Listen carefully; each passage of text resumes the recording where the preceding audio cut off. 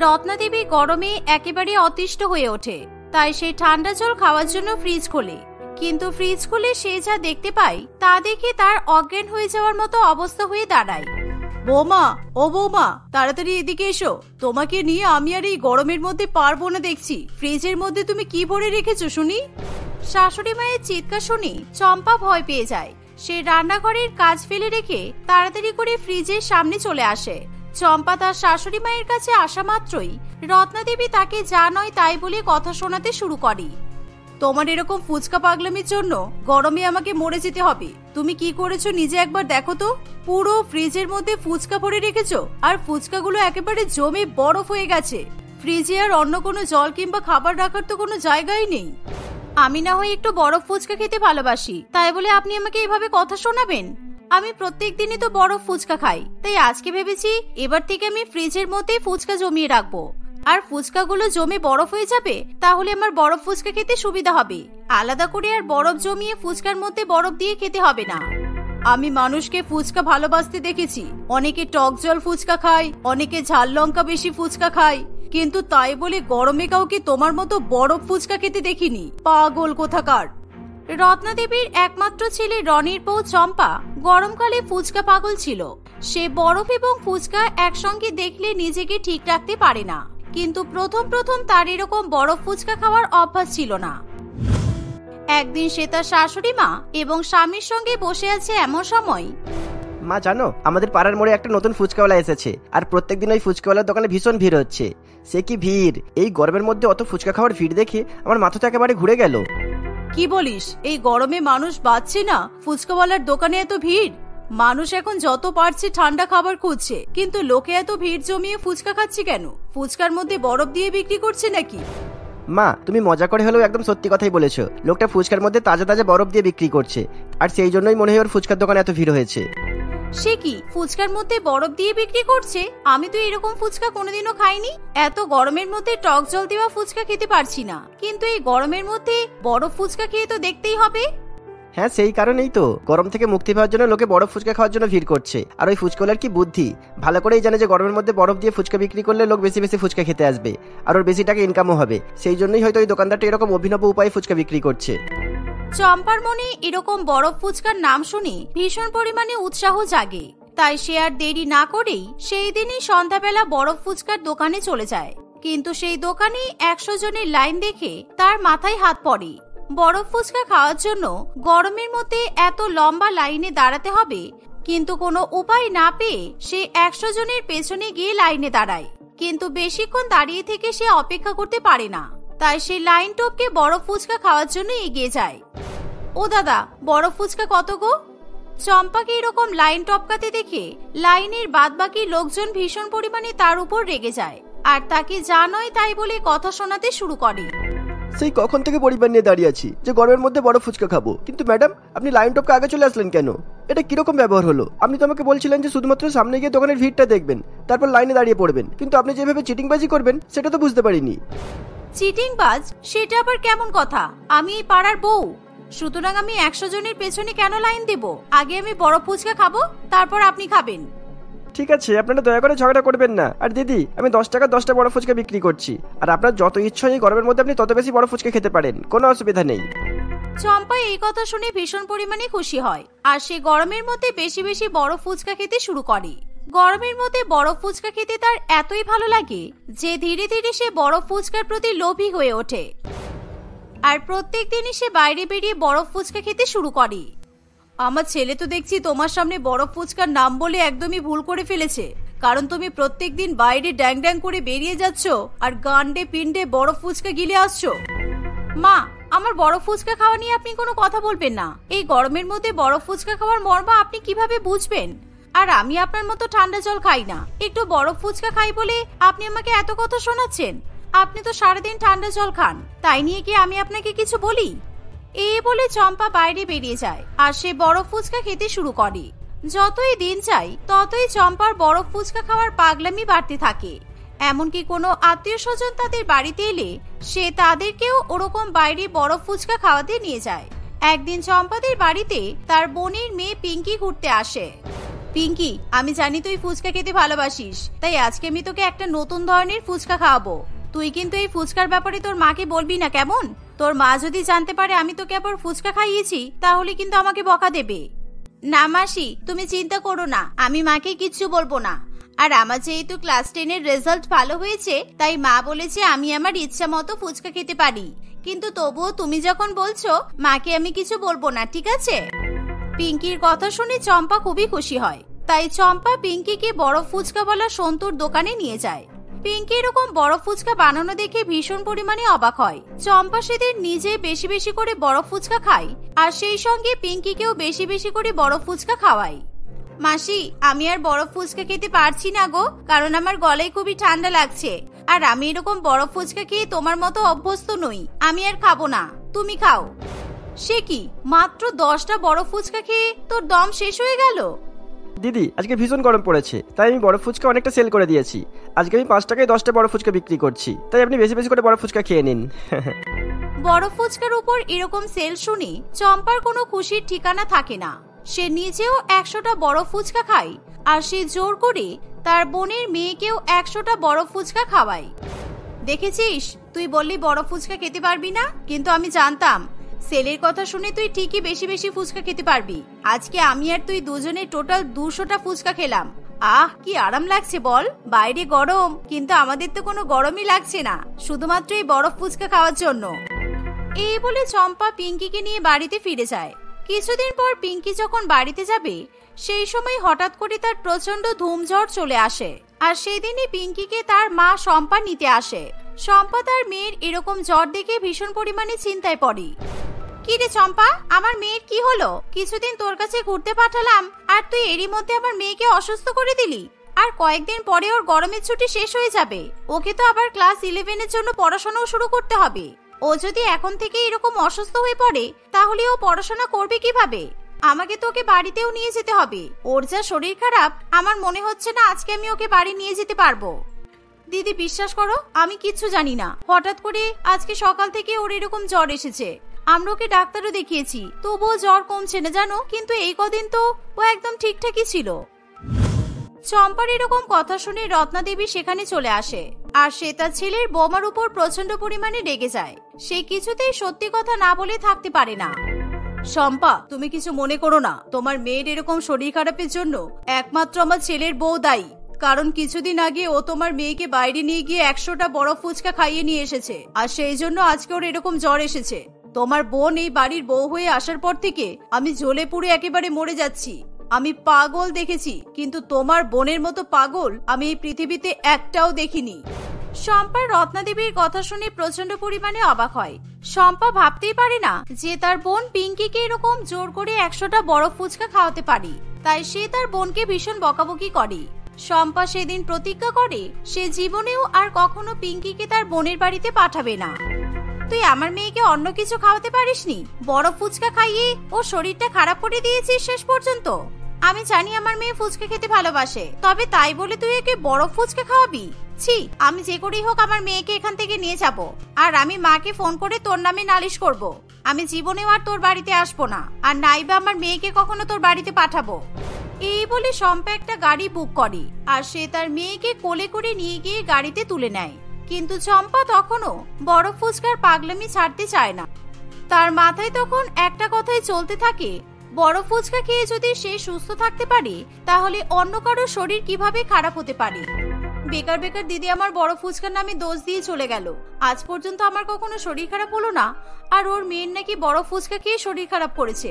আমার মনে হয় পিঙ্কি আগে থেকেই রোগগ্রস্ত ছিল। এভাবেই যতই দিন যায়, চম্পার বরফ ফুচকার প্রতি পাগলামি আরো বাড়তে থাকে। এবার সে 3 বেলায় ওরকম বরফ ফুচকা খাওয়ার জন্য বাইরে থেকে বেশি বেশি ফুচকা কিনে নিয়ে আসে, আর ফ্রিজের মধ্যে ফুচকা জমাতে শুরু করে দেয়। সেই ফুচকা জমে যখন বরফে পরিণত হয়, তখন চম্পা কামড়ে কামড়ে সেই বরফ ফুচকা খেয়ে নেয়। আর তার শাশুড়ি মা চম্পার এরকম ফ্রিজে বরফ ফুচকা জমানো দেখে প্রচন্ড পরিমাণে রেগে যায়। তুমি যদি ফ্রিজে আর এরকম ফালতু বরফ ফুচকা জমিয়েছো, তাহলে কিন্তু আমি সব ফুচকা টেনে বের করে দেব। আমি এই গরমের মধ্যে কোনো আইসক্রিম, কোল্ড ড্রিঙ্কস ফ্রিজে রাখার মতো জায়গা খুঁজে পাচ্ছি না, তোমার শুধু এই ফালতু বরফ ফুচকার কারণে। আমি আপনাকে একটা কথা বলতে বাধ্য হচ্ছি মা, এই ফ্রিজটা কিন্তু আমি আমার বাপের বাড়ি থেকে নিয়ে এসেছি। তাই এই ফ্রিজের মধ্যে বরফ ফুচকা আমি জমাবই। আপনার যদি সমস্যা হয় তাহলে আপনি আপনার ছেলেকে বলুন না, আপনাকে একটা নতুন ফ্রিজ কিনে এনে দেবে, তখন আপনি যত ইচ্ছা আইসক্রিম কোল্ড ড্রিঙ্কস খাবেন। এই বলে চম্পা আবার কামড়ে কামড়ে বরফ ফুচকা খেতে খেতে ঘরে চলে যায়। এভাবেই বেশ কিছুদিন কাটে। একদিন সকালবেলা ঘুম থেকে উঠে তখনই সে তার শাশুড়ি মায়ের সঙ্গে কথা বলতে যাবে, সে বুঝতে পারে তার গলা থেকে আওয়াজ বেরোচ্ছে না, আর সে ছাগলের মতো ম্যাঁ করা শুরু করেছে। ম্যাঁ ম্যাঁ। এতদিন ধরে বেশি পরিমাণে বরফ ফুচকা খাওয়ার ফলে তার গলা একেবারে আটকে যায়, এমনকি সে নিজের মুখে মা পর্যন্ত উচ্চারণ করতে পারে না। সে যখনই মা বলে উচ্চারণ করতে যায় তখনই ম্যাঁ ম্যাঁ বেরিয়ে যায়। চম্পার গলায় এরকম ঠান্ডা লাগার প্রতিক্রিয়া দেখে তার শাশুড়ি মা প্রচন্ড পরিমাণে অবাক হয়। আসলে বরফ ফুচকাওয়ালা সন্তু এরকম বরফ ফুচকা বানানোর সময় একটু বেশি পরিমাণে নুন ব্যবহার করত, যাতে তার ফুচকার বরফ তাড়াতাড়ি গলে না যায়, আর সেই বরফ এবং ফুচকা চম্পার গলাকে একদম নষ্ট করে দেয়। রত্নাদেবী তার বৌমাকে এরকম ছাগলের মতো ম্যাঁ ম্যাঁ করতে দেখে ভীষণ পরিমাণে হেসে ওঠে। কি হলো, তুমি সকালবেলা থেকে এরকম ছাগলের মতো ম্যাঁ ম্যাঁ করছো কেন? তোমার গলার আওয়াজ বসে গেছে তো? বেশ হয়েছে, তোমাকে অনেকবার বলেছিলাম বরফ ফুচকা খেও না, কিন্তু তুমি আমার কথা শোনোনি। এখন বুঝতে পারছো তো কত ধানি কত চাল। বরফ বরফ। কি তুমি এখনো বরফ ফুচকা করে যাচ্ছ কেন? আর ম্যাঁ ম্যাঁ করো না তো। শুধুমাত্র এই বরফ ফুচকার জন্যই তোমার গলা বসেছে, আর কিছুদিন যদি তুমি বরফ ফুচকা খাও তুমি নিজেই ঠান্ডা এরকম বসে যাবে। চম্পাকে বরফ ফুচকা খাওয়ার জন্য এরকম শাস্তি পেতে হবে সে কিছুতেই ভাবতে পারে না। তাই সেদিনের পর থেকে চম্পার বরফ ফুচকা খাওয়ার নাম করে না। তার শাশুড়ি মা তাকে ভালো ডাক্তার দেখাতে নিয়ে যায়। ডাক্তার দেখাতে যাওয়ার সময় চম্পা দেখে যে তখনও অনেক লোকজন সন্তুর কাছে বরফ ফুচকা খাওয়ার জন্য লাইনে দাঁড়িয়ে আছে, আর চম্পা তখন নিজের গলার অবস্থা সকলের সামনে দেখানোর চেষ্টা করে। আর এই দেখে ফুচকাওয়ালা সন্তু চম্পার উপর প্রচন্ড পরিমাণে রেগে যায়, কারণ চম্পার গলার এরকম অবস্থা দেখে বড় ফুচকাওয়ালার কাস্টমার অনেক কমে যায়। অন্যদিকে ডাক্তারের কাছে যাওয়ার পর ডাক্তারবাবু বলে, দেখুন, অত্যাধিক পরিমাণে বড় ফুচকা খেয়ে খেয়ে আপনার ওয়াইফের গলার অবস্থা খুবই খারাপ, মনে তো হয় অপারেশন করতে হবে, তারপরে আমি আপনাদের কিছু বলতে পারবো। এই বলে ডাক্তারবাবু চম্পার গলার অপারেশন করতে শুরু করে। আর এভাবেই অনেক কষ্টে চম্পার গলার আওয়াজ ফিরে আসে। সে আর কোনোদিনও গরমে বরফ ফুচকা খেতে চায় না। চম্পা এখন বরফ ফুচকা দেখলেই দূরে পালায়, এমনকি সে ঠান্ডা জল কোল্ড ড্রিঙ্কস আইসক্রিম কিছুই খেতে চায় না। এভাবেই চম্পা তার পরিবারের সঙ্গে হাসি খুশি বসবাস করতে থাকে। প্রিয়াঙ্কা ধনী পরিবারের মেয়ে ছিল, কিন্তু তার বিয়ে হয় মধ্যবিত্ত পরিবারে। প্রিয়াঙ্কা নিজে পছন্দ করে মধ্যবিত্ত পরিবারের ছেলে বিকাশের সঙ্গে বিয়ে করে, কিন্তু তবুও প্রিয়াঙ্কা বিয়ের পর থেকেই বাপের বাড়ির টাকার অহংকারে সে তার শ্বশুর বাড়ির পরিবারকে ছোট করে, এমনকি সে তার স্বামীকেও ছাড়ে না। একদিন প্রিয়াঙ্কা তার স্বামী বিকাশকে বলে, বিকাশ, আমার 2000 টাকা লাগবে, আমাকে এখনই 2000 টাকা দাও। 2000 টাকা তুমি কি করবে? শপিং করতে যাবে নাকি আবার? 2000 টাকাই কখনো শপিং হয়? সবসময় গরিবদের মতো কথা না বললে তোমার হয় না বলো? আমার শপিং করার জন্য কমপক্ষে 20,000 টাকার দরকার হয়। আর যখন বাপের বাড়িতে আমি থাকতাম তখন আমি শপিং করতে যাওয়ার সময় বাবার ক্রেডিট কার্ড নিয়ে যেতাম আর আনলিমিটেড শপিং করতাম। আর এখন তোমাকে বিয়ে করার পর থেকে তো সবই বদলে গেছে।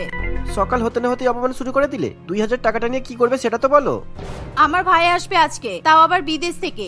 আমার ভাই সোজা বিদেশ থেকে আমার বাড়িতে আসবে, কারণ কদিন আগে আমার জন্মদিন ছিল তো। ভাই অনেক চেষ্টা করেও আমার জন্মদিনে আসতে পারেনি, তাই আজকে আমার সঙ্গে দেখা করে তারপরেই নিজের বাড়িতে যাবে। ভাইয়ের জন্য আমি বাইরে থেকে কিছু খাবার অর্ডার করব। আমার ভাই পিৎজা, বার্গার, চাউমিন এই ধরনের জিনিস খেতে ভালোবাসে। কি তুমি বাইরে খাবার অর্ডার করে 2000 টাকা নষ্ট করে দেবে? তুমি তোমার ভাইয়ের জন্য নিজের হাতে খাবার রান্না করে ভালোবেসে খাওয়াতে পারো।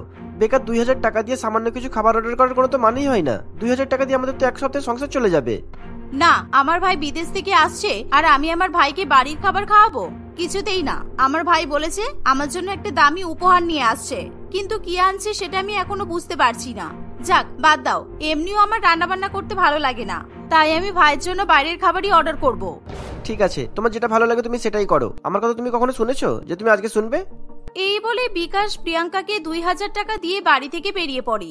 আর প্রিয়াঙ্কা তখনই অনলাইনে তার ভাইয়ের জন্য pizza, momo, burger, chowmein, cold drinks ইত্যাদি অর্ডার করে। কিছুক্ষণের মধ্যেই প্রিয়াঙ্কার ভাই পাপন চলে আসে। প্রিয়াঙ্কা তার ভাইকে দেখে প্রচন্ড খুশি হয়। সে তার ভাইকে নিয়ে সোজা নিজের ঘরে চলে যায়। দেখ ভাই, আমি তোর জন্য তোর পছন্দের কত কিছু অর্ডার করেছি, খেয়ে নি তাড়াতাড়ি। আর ভাই, তুই বলছিলি আমার জন্য নাকি তুই একটা দামি উপহার নিয়ে আসবি, কই আমার জন্য কি এনেছিস দেখা। এই শুনে পাপন প্রিয়াঙ্কার হাতে একটা দামি আইফোন তুলে দেয়, যেটা দেখে প্রিয়াঙ্কার চক্ষু চড়ক গাছ হয়ে যায়। সে প্রচন্ড পরিমাণে খুশি হয়। তোর বার্থডেতে আসতে পারিনি বলে কিছু মনে করিস না দিদি, আসলে আমি চেষ্টা করেছিলাম কিন্তু সত্যিই সম্ভব হয়নি। এখন তুই হ্যাপি তো? আশা করছি আমার উপরে তোর আর কোনো রাগ নেই। ও মাই গড, আইফোন! ভাই, এত দামি আইফোন দেখে তো কেউ কখনো কারোর উপর রেগে থাকতেই পারবে না। তুই ওয়ার্ল্ডের বেস্ট ভাই, থ্যাংক ইউ সো মাচ ভাই। আমার একটা আইফোনের ভীষণ দরকার ছিল, কারণ কম দামি ফোন ইউজ করতে আমার একদম ভালো লাগে না। ঠিক আছে দিদি, এবার আমি আসি কেমন? মা আমার জন্য অপেক্ষা করে বসে আছে। সকাল থেকে যে কতবার ফোন করেছে তারও কোনো ঠিক নেই। কিন্তু ভাই, তুই তো এখনো কিছু খাসনি, খেয়ে নে তারপর যাবি। না রে দিদি, আমি এই সমস্ত বাইরের জাঙ্ক ফুড ফাস্ট ফুড খাওয়া বন্ধ করে দিয়েছি। এখন আমি শুধুমাত্র বাড়ির বানানো হেলদি খাবার খাই। আর তাছাড়া এখন তো দুপুর হয়ে গেছে, দুপুরবেলা তো এসব খাবার খাওয়া আমি ছেড়েই দিয়েছি। কোনো অসুবিধা নেই দিদি, আমি বাড়িতে যাব, বাড়িতে গিয়ে খেয়ে নেব। তখনই সেখানে প্রিয়াঙ্কার বড় যা মধুমিতা চলে আসে। এরকম বললে তো হবে না ভাই, তুমি আমাদের বাড়িতে এসেছো, তোমাকে না খাইয়ে আমি তো পাঠাবো না। চলো, আমি তোমার জন্য রান্না করেছি। তুমি প্রিয়াঙ্কার ভাই মানে আমারও তো ভাই, তাই তুমি আসবে বলে আমি কিন্তু তোমার জন্য রান্না করে রেখেছি। এই তো ভাই, তুই যা, আমার যা তোকে খেতে দিয়ে দেবে। দিদি, তুমি আমার ভাইকে একটু ভালো করে খাইয়ে দাও তো। এই দেখো, আমার ভাই আমার জন্য আইফোন গিফট করেছে, 2 লক্ষ টাকা দাম। এভাবে ফোন পাওয়া মাত্রই প্রিয়াঙ্কা শো অফ করা শুরু করে দেয়। আর সঙ্গে সঙ্গে প্রিয়াঙ্কা তার ফোন নিয়ে ব্যস্ত হয়ে পড়ে। তার ভাইয়ের দিকে কোনো খেয়ালই থাকে না। প্রিয়াঙ্কার বড় যা মধুমিতা প্রিয়াঙ্কার ভাই পাপনকে ভালোবেসে খাবার খাওয়ায়। পাপন মধুমিতার ব্যবহারে খুবই খুশি হয়, তাই বাড়ি যাওয়ার সময় পাপন খুশি হয়ে মধুমিতার হাতে কিছু টাকা দিয়ে সেখান থেকে চলে যায়। অন্যদিকে প্রিয়াঙ্কা পিৎজা, বার্গার, মোমো খেতে খেতে নিজের আইফোন ঘাঁটতে থাকে। সে তার আইফোনে নতুন নতুন সেলফি তুলতে থাকে আর রিলস ভিডিও বানাতে থাকে। এভাবেই দুপুর থেকে রাত হয়ে আসে, কিন্তু তবুও প্রিয়াঙ্কা তার ঘরের বাইরে বেরোয় না। কি গো প্রিয়াঙ্কা, আইফোন পাওয়ার পর তুমি নাওয়া খাওয়া সব ভুলে গেলে নাকি? আজকে তুমি স্নান করলে না, দুপুরের খাবার খেলে না, তারপর রাতের রান্না তো তোমার করার কথা। তুমি তো একবারও রান্নাঘরে গেলে না। যাক, আমি রান্না করে নিয়েছি, খেয়ে নেবে চলো। তুমি যদি আমার মতো জীবনে কখনো আইফোন পেতে, তাহলে তুমিও সবকিছু ভুলে যেতে। আমিও বোকার মতো কথা বলছি, তুমি কখনোই আইফোন কিনতে পারবে না, কারণ তোমার বরের তো ক্ষমতা নেই। অবশ্য আমার বরেরও ক্ষমতা নেই, আমার ভাই দিয়েছে বলে। আমার আইফোনের দরকার নেই প্রিয়াঙ্কা, আমার কাছে আমার কম দামি ফোনটাই ভালো। আচ্ছা, তুমি কি ডিনার করবে নাকি করবে না? বিকাশ তো অফিস থেকে চলে এসেছে, ওকে খেতে দাও অন্তত। না দিদি, এখন আমার আইফোন ফেলে রেখে কিছুতেই বাইরে বেরোতে ইচ্ছে করছে না। তুমি বরং বিকাশকে খেতে দিয়ে দাও, আর বিকাশের খাওয়া হয়ে গেলে আমার খাবারটা ওর হাতে দিয়ে দেবে, আমি ঘরে বসেই খেয়ে নেব। এই শুনে মধুমিতার আর কিছু বলার থাকে না, সে চুপচাপ সেখান থেকে চলে যায়। বিকাশ রাত্রিবেলা ডিনার করে নিজের রুমে ঘুমাতে চলে আসে। বিকাশ প্রিয়াঙ্কার জন্য খাবারও নিয়ে আসে। প্রিয়াঙ্কা, কি দরকার ছিল তোমার নিজের ভাইয়ের কাছ থেকে এত দামি আইফোন নেওয়ার? তোমার ফোন দরকার ছিল, তুমি তো আমাকে বলতে পারতে, আমি তোমাকে ফোন কিনে দিতাম। তোমার ভাইকে বেকার বেকার বলতে গেলে কেন? তোমাকে বললে তুমি ফোন কিনে দিতে, আর এটা আইফোন। ফোন আর আইফোনের মধ্যে পার্থক্য বুঝি তুমি বোঝো না? তোমাকে বললে তুমি 10-12 হাজার টাকা দামের একটা সস্তা ফোন আমাকে কিনে দিতে পারতে। এছাড়া তো তোমার আর কোনো মুরদ নেই। এই তো কদিন আগেই তোমার বার্থডে গেল, কি গিফট দিলে তুমি তোমার বউকে? শুধু বড় বড় ডায়লগ তোমার। তুমি তো বললে তোমার বাচ্চার জন্য তোমাকে শপিং করে দিতে হবে, তাই তোমার শপিং করার জন্য তোমাকে তো 10,000 টাকা দিয়েছি। এখন বলছো তোমার বাচ্চাতে আমি তোমাকে কিছু দিইনি? দেখো, আমার যতটা সামর্থ্য আমি ততটাই তো দেবো। হ্যাঁ সেটাই, মাঝে মধ্যে তো আমার মনে হয় আমি কোনো গরিব ভিখারিকে বিয়ে করে ফেলেছি। নিজের বউয়ের বার্থডেতে মাত্র 10,000 টাকা দিলেই মিটে যায়? দামি উপহার দিতে হয়, তবেই তো বউ খুশি হবে। আমার ভাইকে দেখে শেখো, নিজের দিদিকে আইফোন কিনে দিয়ে গেল, তুমি সারা জীবন ধরে টাকা জমিয়েও আমার জন্য বোধহয় কখনো আইফোন কিনতে পারবে না। আর তোমার 14 গোষ্ঠীর ফোন তুমি বিক্রি করেও আমার জন্য একটা আইফোন কিনতে পারবে না। জানি না আমাকে অপমান করে কি লাভ হয় তোমার। ঠিক আছে, এই যে তোমার খাবার এখানে রেখে দিলাম। এখন তুমি ফোন কিছুতেই রাখবে না আমি জানি, তাই ফোনের চার্জ শেষ হয়ে গেলে তখন অন্তত খাবারটা খেয়ে নিও। এই বলে বিকাশ ঘুমিয়ে পড়ে, আর প্রিয়াঙ্কা সারা রাত ধরে তার আইফোন ঘাঁটতে থাকে। এরকম ভাবেই 2-1 দিন কাটে। যেদিন থেকে প্রিয়াঙ্কা তার আইফোন হাতে পায়, সেদিন থেকে সে সংসারের কাজকর্ম করা পুরোপুরি বন্ধ করে দেয়। তাই তার বড় যাকেই একা একা বাড়ির সমস্ত কাজকর্ম করতে হয়। প্রিয়াঙ্কা সারাদিন শুধু নতুন নতুন জামা কাপড় পরে নিজের ফোনে ফটো তোলে এবং রিলস ভিডিও বানায়। আর খিদে পেলে সে রান্নাঘর থেকে খাবার নিয়ে নিজের ঘরে চলে যায় এবং ফোন ঘাঁটতে ঘাঁটতে খাবার খায়। প্রিয়াঙ্কার এমন স্বভাবের জন্য তার বড় যা মধুমিতা ভীষণ পরিমাণে অতিষ্ঠ হয়ে পড়ে। আর ভালো লাগছে না, যেই থেকে প্রিয়াঙ্কাকে ওর ভাই আইফোন দিয়ে গেছে সেই থেকে প্রিয়াঙ্কা আইফোনের মধ্যে ঢুকে বসে আছে। জানো আকাশ, ও কোনো কাজ করছে না, সবসময় আমাকে একা একাই সব কাজ করতে হচ্ছে। আর সেই সাথে প্রিয়াঙ্কা সবসময় আমাকে অপমান করছে। আমার কাছেও যদি একটা আইফোন থাকতো তাহলে আমি ওকে মজা বোঝাতাম। ওর অহংকার খুব বেড়ে গেছে আইফোন পাওয়ার পর থেকে। তোমারও এখন লাগবে? ঠিক আছে, আমি এখনই তোমার জন্য অর্ডার করে দিচ্ছি। প্রিয়াঙ্কাকে শোধরানোর জন্য তোমাকে আইফোন কিনে দেওয়া দরকার। আকাশের কথা শুনে মধুমিতা প্রচন্ড পরিমাণে অবাক হয়। পরের দিনই একজন ডেলিভারি বয় এসে মধুমিতাকে কিছু একটা ডেলিভারি করে সেখান থেকে চলে যায়। কিছুক্ষণ পর প্রিয়াঙ্কা যখন নিজের রুম থেকে বাইরে বেরিয়ে আসে তখন সে তার বড় জায়ের হাতে আইফোন দেখে চমকে ওঠে। দিদি, তোমার হাতে আইফোন? তুমি আইফোন কিভাবে কিনলে? আমার তো বিশ্বাসই হচ্ছে না। হ্যাঁ, আসলে তোমাকে দেখে আমারও আইফোন ব্যবহার করার খুব ইচ্ছে হয়েছে, তাই আমি আকাশকে বলতেই আকাশ আমার জন্য ইএমআই তে আইফোনটা অর্ডার করে দিয়েছে। আচ্ছা, আমি এখন ফটো তুলছি, আমাকে বিরক্ত করো না। এই জায়গাটার ব্যাকগ্রাউন্ড ভালো আছে, এখান থেকেই তুলি। এই বলে মধুমিতা ফটো তুলতে ব্যস্ত হয়ে পড়ে। প্রিয়াঙ্কা কি বলবে কিছুই বুঝে উঠতে পারে না। সেদিন মধুমিতা ইচ্ছা করে বাড়ির কোনো কাজই করে না, এমনকি কোনো খাবারও রান্না করে না। সে সারাদিন শুধু ফোন নিয়েই পড়ে থাকে। দুপুরবেলা প্রিয়াঙ্কা যখন প্রচন্ড পরিমাণে খিদে পায় সে রান্নাঘরে খাবার নিতে এসে দেখে যে সেখানে কোনো খাবার নেই। এই দেখে সে প্রচন্ড পরিমাণে অবাক হয়। তাই সে তার বড় জায়ের কাছে গিয়ে দেখে যে তার যা তখন ফোনে রিলস করতে ব্যস্ত। কি হলো দিদি, তুমি এখনো পর্যন্ত রান্না করনি কেন? আমার খিদে পেয়েছে তো, কখন রান্না করবে তুমি? ওহো প্রিয়াঙ্কা, আমাকে বিরক্ত করো না, আমার এখন অনেক কাজ আছে। আমার আইফোনের ফিচার্স গুলো আমাকে এখন খুব ভালো মতো বুঝতে হবে, তাই আজকের খাবার তুমি রান্না করে নাও। আর হ্যাঁ, বাড়ির বাকি কাজগুলোও করে নেবে কিন্তু।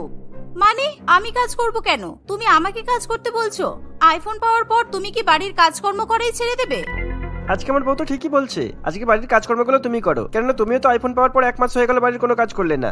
আমার বউ একা একা সবই কাজ করছে, তাই এখন 1 মাস আমার বউ শুধুমাত্র ফোন ইউজ করবে আর তুমি বাড়ির সমস্ত কাজ করবে।